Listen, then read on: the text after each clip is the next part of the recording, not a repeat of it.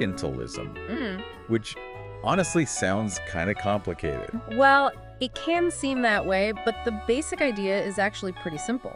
Okay. Think of it like this. Let's say England needs lots of wood to build ships. Okay. And they also want those fancy fur coats everybody was wearing back then.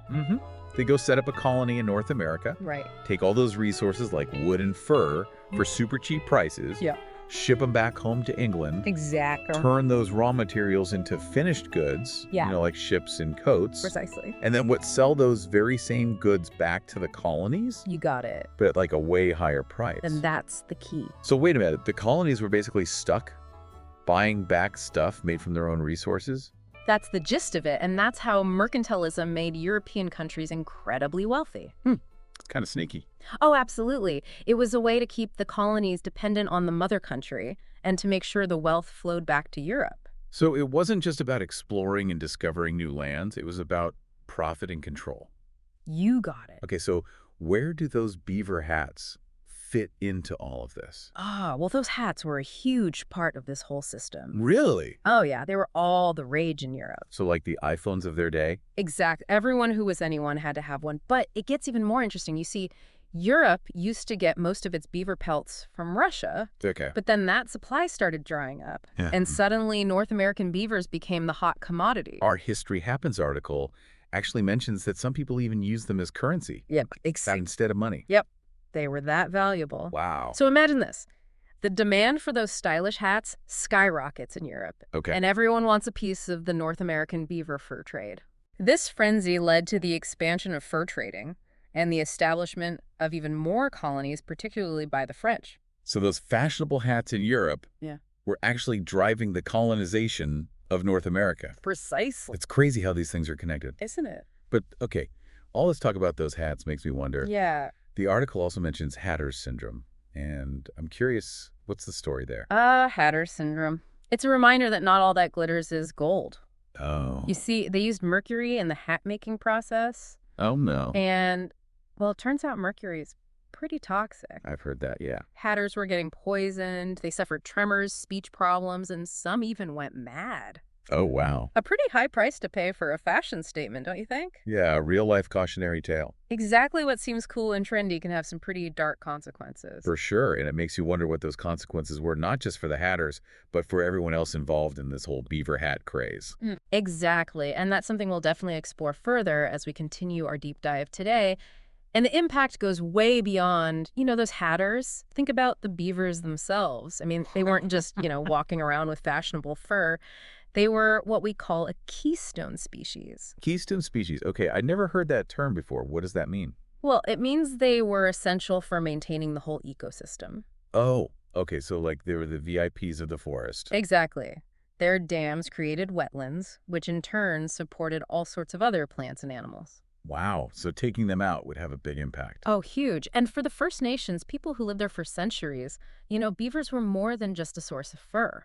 Right. They were a vital part of their lives, their culture, their spirituality. So the Europeans coming in and snatching up all the beavers basically messed things up big time. Yeah, it's not just about the environment, though. What do you mean? Well, the fur trade, driven by that insatiable demand for those stylish hats in Europe, led to a decline in beaver populations, which disrupted the delicate balance of the ecosystem. Right. But for the First Nations, it wasn't just about losing a valuable resource. Yeah, it sounds like it was way more than that.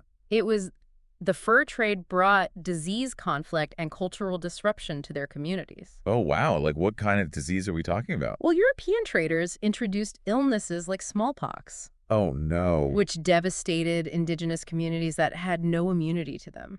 It's heartbreaking to think about the impact on those communities. It's a tragic chapter in history, for sure, a reminder of the devastating consequences of colonialism. Yeah. But it's also a reminder that history isn't just about the past. Right. It's about understanding how those events continue to shape our world today. So those ripple effects we talked about earlier are still being felt. Absolutely. We're still grappling with the legacies of colonialism, the exploitation of resources, and the struggle for social and economic justice. It's crazy to think that something that happened centuries ago is still impacting us today. I know it's like a chain reaction that started way back when and is still playing out today. Okay, but let's not get too doom and gloom. Our History Happens article is actually pretty funny. Oh. Even though it's talking about a serious topic. It's written like a modern news story, complete with a sassy reporter. It's a clever way to engage readers, right? And it really highlights how something seemingly insignificant like fashion Yeah, can have huge historical consequences. totally. And it makes you wonder what seemingly small things happening today might have a huge impact on the future. But, okay, back to the fur trade. Okay. The article makes it clear that those beaver hats were a symbol of wealth and status. Oh, yeah. The more elaborate the hat, the more important you were. Exactly. It was all about showing off your status. It's wild to think that something as simple as a hat could hold so much power. It is. And that power dynamic was fueled by mercantilism, remember? Right. The European elite were making a fortune off those hats, while the people actually making them. The hatters. Yeah. They were being poisoned, and the indigenous communities who provided the furs were suffering the consequences. So it's not just about fashion. It's about power economics and who benefits from the whole system. Exactly. You got it. It's like that saying, follow the money, right? You know it, and if you follow the money trail in the fur trade, it leads straight back to Europe and the colonial powers who are pulling the strings. It's a good reminder that we need to look beyond the surface to think critically about where things come from and who profits from them, Absolutely. and to consider the hidden costs, both human and environmental, that are often associated with consumer goods. Exactly. Okay. But didn't the First Nations people benefit from the fur trade in some ways? I mean, they were trading their furs for European goods, right? That's a good point. You know, it's true that the fur trade wasn't a simple story of exploitation. Okay. It also involved trade and cultural exchange. So they got something out of it too? Yeah, indigenous communities acquired new goods like metal tools, firearms, and textiles. Which they incorporated into their own cultures and economies. So it wasn't a one-way street. Exactly. Yeah.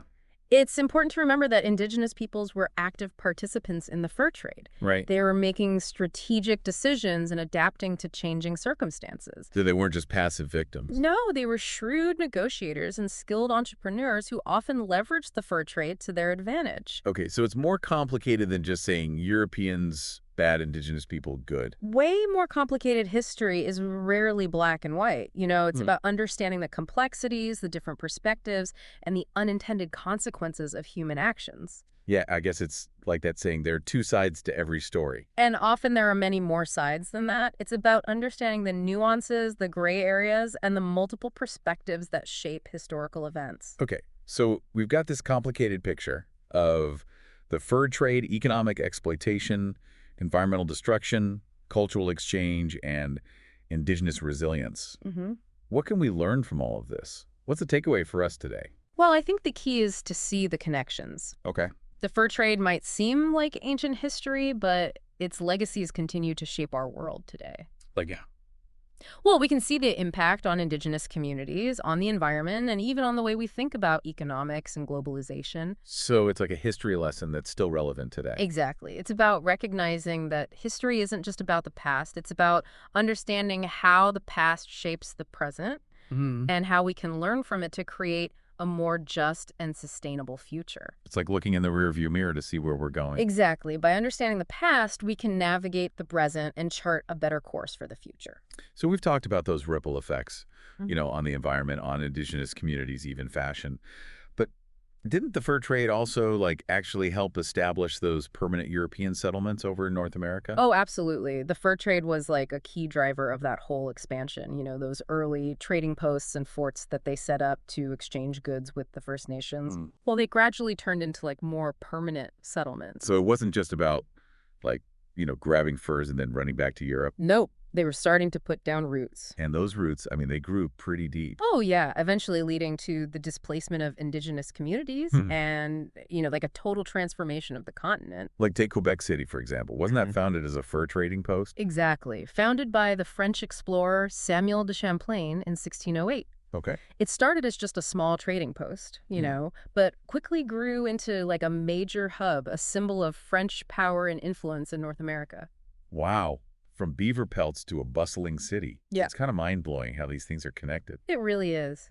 And it reminds us that history is full of those unexpected twists and turns, Right. Who could have predicted that the humble beaver and that fashion craze it sparked would play such a pivotal role in shaping the destiny of a whole continent? It's like the butterfly effect. One seemingly small thing can have massive consequences. Precisely. And those consequences, both good and bad, they continue to shape our world today. We're still grappling with the legacies of colonialism, the exploitation of resources, the struggle for social and environmental justice, all issues that are like deeply intertwined with the history of the fur trade. Okay, so it's not just about looking back at the past. It's about understanding how the past shapes the present and, influences the future. Exactly. And that's why it's so important to study history, to think critically about those connections and use those insights to create a more just and sustainable world. Right, makes sense. Remember those monopolies we talked about, those charter companies that basically controlled the fur trade? Yeah. Well, they were all about like accumulating wealth and power, often at the expense of others. Sounds like they set a precedent for the kind of corporate power we see today. You could say that.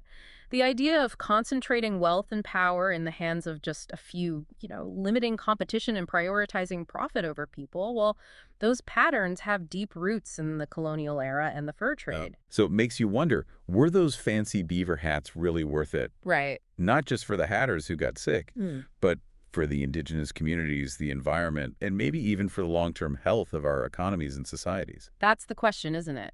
And it's a question we can ask ourselves every day as we make choices about what we buy, how we consume, and how we interact with the world around us. Yeah, it's a good point. So what's the big takeaway for our listeners? What can we learn from this deep dive into beaver hats, colonies, and the fur trade?